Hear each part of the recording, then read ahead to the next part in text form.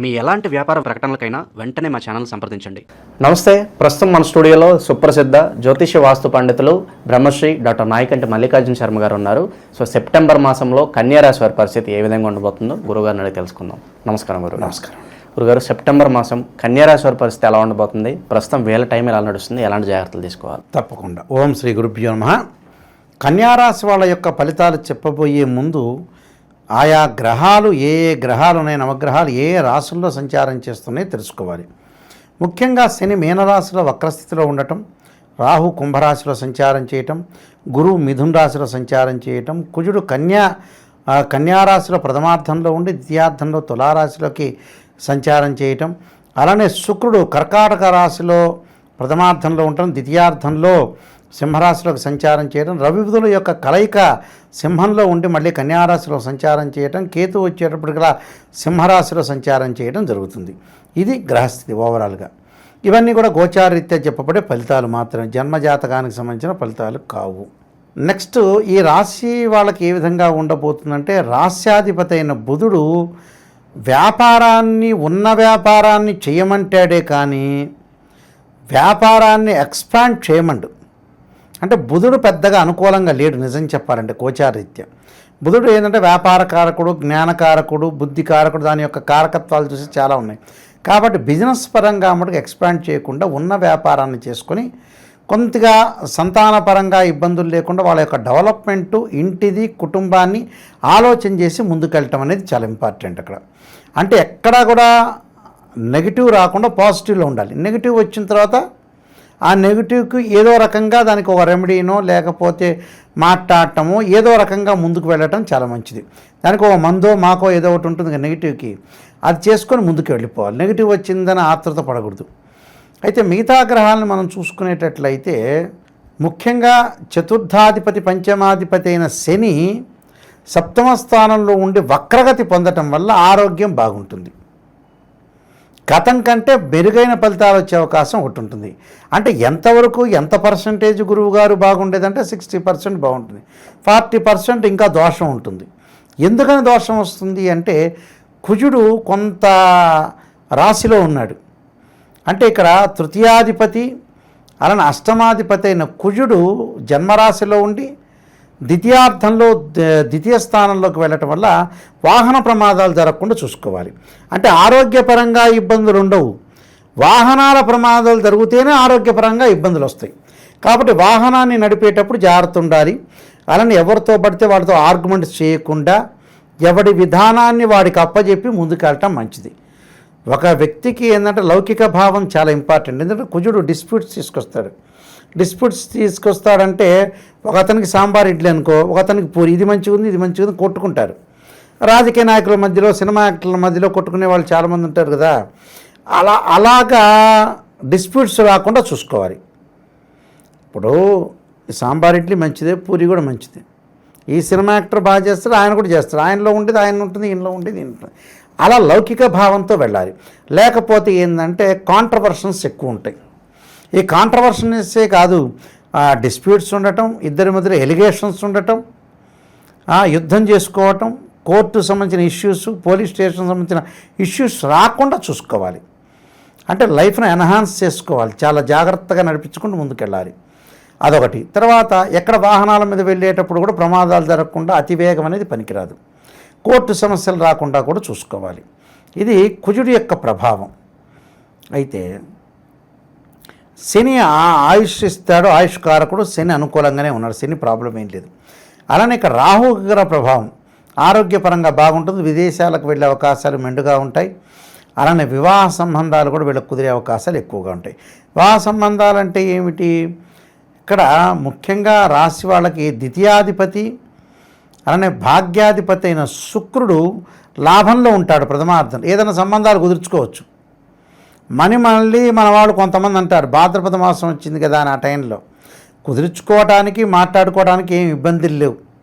అందువల్ల శుక్రుడు ఎప్పటి వరకు ఉంటాడు లాభస్థానంలో మనం చూసుకునేటట్లయితే 15వ తారీఖు వరకు ఉంటాడు అనుకుందాం ప్రథమార్థం. అప్పుడు మాట్లాడుకోవచ్చు, అప్పుడు మనకి మంచిదే, ఊరికి మాట్లాడుకోవచ్చు, వెళ్ళొచ్చు. తొందరగా చూసుకోవచ్చు, లేకపోతే ఫోటోలన్నా చూడవచ్చు వెళ్ళలేకపోతే. వాళ్ళ సెంటిమెంట్ ఉంది వెళ్ళలేదంటే మామూలుగా చూసుకోవచ్చు. అంటే వివాహ సంబంధాలకి ముందుకు వెళ్ళే అనుకూలత అనేది వచ్చే అవకాశం అనేది ఒకటి ఉంటుంది. కుదరవు కానీ బట్ అనుకూలత అనేది వచ్చే అవకాశం ఉంటుంది. అలానే ఇక్కడ ఈ రాశి వాళ్ళకి చతుర్థాధిపతి సప్తమాధిపతి అయిన గురువు దశమ స్థానంలో ఉండటం వల్ల వృత్తిపరంగా ఆటంకాలు వృత్తిపరంగా అనుకూలంగా ఉంటుంది, ఫైనాన్షియల్ పరంగా అనుకూలంగా ఉంటుంది, ఇన్కమ్ అనేది గ్రోత్ అవుతుంది. కానీ సమస్యలు అలానే వెంటాడుతూ ఉంటాయి. ఆ సమస్యలు అంటే జన్మజాతకాన్ని చూపించుకొని ముందుకు వెళ్ళాలి, అది కంపల్సరీ. సమస్యలు కొంత వెంటాడుతూ ఉంటుంటాయి.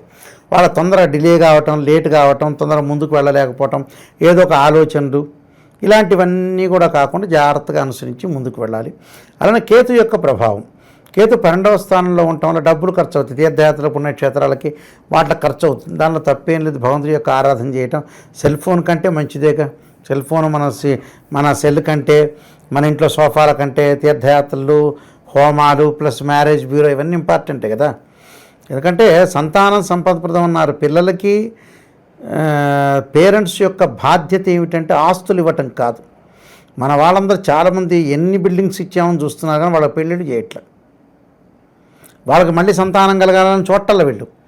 మా అబ్బాయికి 5-6 కోట్లు ఉన్నాయండి, 40 ఏళ్ళు వచ్చి ఉంటాయి.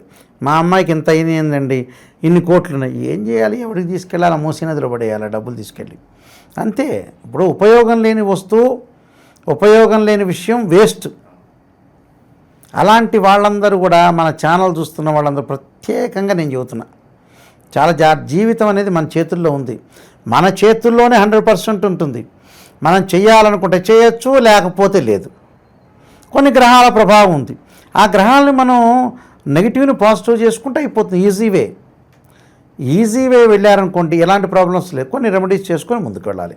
విశేషంగా ఎలాంటి పరిహారాలు చేసుకోవడం ద్వారా ఇంకా మంచి ఫలితాలు ఉంటాయంటే గురుగారు? గణపతిని గరికతో ఆరాధన చేయటం ఒకటి ఫస్ట్ పాయింట్. గకార అష్టోత్తరంతో ఆరాధన చేయాలి. అలానే 2 జంట సర్పాలను దానం చేయటం, రాహుకాలంలో దీపం పెట్టడం వల్ల మంచి జరిగే అవకాశం ఒకటి ఉంటుంది. రాహుకాలంలో దీపం పెట్టాలి. దీపం పెడితే కూడా వాళ్ళకి సుఫలితాలు జరిగే అవకాశం ఉంటుంది. అలానే ముఖ్యంగా నాగరాజాయుధే పృథ్వీధరాయుధమే తన్నో సర్ప ప్రచోదయాత్ అనే మంత్రాన్ని గుళ్ళో కూర్చొని దేవాలయంలో ఆదివారం కానీ శనివారం కానీ 11 సార్లు చదవటం వల్ల వాళ్ళకు అనుకూలంగా ఉండే అవకాశం ఉంటుంది. లేటు కాకుండా ఉండే అవకాశం ఖచ్చితంగా ఉంటుందండి. గురుగారు, ఇంకా విశేషంగా ఈ నరఘోష, నరదృష్టి పక్క వాళ్ళ చోవు పడింది అనిపిస్తే ఇన్స్టెంట్గా ఏదన్నా పరిహారం ఉంటుందా వీళ్ళ కోసం? ఇప్పుడు నరదృష్టి, నరఘోష అంటారు మన వాళ్ళందరూ చాలామంది కూడా. నరదృష్టి అంటే ఏంటంటే ఆ నరుల యొక్క దృష్టి ఉండటం వల్ల నాపరాయి పగులుతుందని అంటారు. ఏదో ప్రాస కుదిరిందని చెప్పారులేండి. అప్పుడు మామూలు కొన్ని ప్రాసలు మన వాళ్ళకి అశ్విని నక్షత్రం వాళ్ళలో ఉన్నవాళ్ళు అడుక్క తినిపోతారని, భరణి నక్షత్రం వాళ్ళు బగ్గుమంటారని రకరకాలు చెప్పుకున్నారులేండి. చెప్పుకున్న తర్వాత నరుల యొక్క దృష్టి అనేది మంచిది కాదు, వాస్తవమే. కానీ అందరికీ పడదు. ఎవరో కొంతమందికి కానీ ఆ నరుడు వచ్చి వీటిని ఏం చేసేది లేదు, పెట్టేది లేదు నిజం చెప్పాలంటే. అయితే ఏంటంటే జాతకంలో ఉండే గ్రహాల యొక్క ప్రభావం. సరే, మీరు నరదృష్టి అడిగారు కాబట్టి ఒకవేళ వాళ్ళ మన ప్రేక్షకులు కూడా కొన్ని అనుమానాలు ఉంటే, పాత రోజుల్లో ఏం చేసేవాళ్ళు అంటే దిష్టి తీసేవాళ్ళు. దిష్టి తీసేయం ఒకటిను, నరుల యొక్క దృష్టి పడకూడదంటే గుమ్మడికాయ దిష్టి తీసేవాళ్ళు.